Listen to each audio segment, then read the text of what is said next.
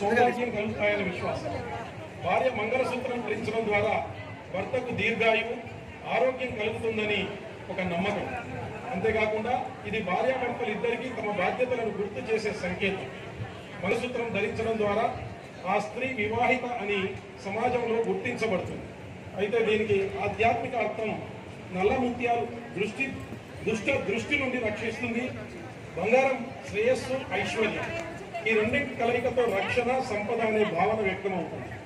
మంగళసూత్రం కట్టే ఘట్టం వివాహంలో అత్యంత ముఖ్యమైన. కుటుంబ పెద్దలు ఆశీర్వదిస్తూ ఈ తంతు జరుగుతుంది. 3 ముళ్ళు కట్టడం ద్వారా మనసు, మాట, చేత ఈ 3 విధాలుగా బంధం ఏర్పడుతుంది. మంగళసూత్రం కేవలం ఒక ఆభరణం మాత్రమే కాదు, అది ప్రేమ, నమ్మకం, బాధ్యతలకు ప్రతీక, దాంపత్య జీవితానికి శుభారంభ చిహ్నం. అంతటి పవిత్రమైనటువంటి ఆ మంగళసూత్రాన్ని మనందరికీ ఇష్టమైనటువంటి రాముల వారు సీతమ్మ తల్లి మెడలో ఇప్పుడు కట్టబోతున్నాడు. ఆ దృశ్యాన్ని మనం తిలకిస్తాం.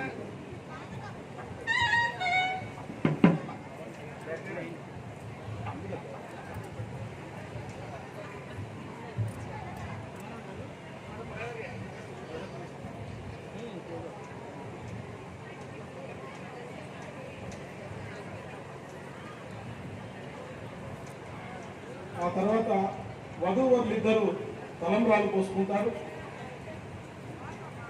మంగళప్రదమైనటువంటి పసుపు, అదేవిధంగా సంపదకు చిహ్నమైనటువంటి బియ్యం యొక్క కలయిక జరుగుతుంది.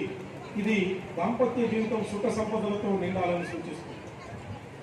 అంతేకాకుండా తలంబ్రాలు చల్లడం అంటే దేవతల ఆశీస్సులు వర్షంగా కురవాలని భావన.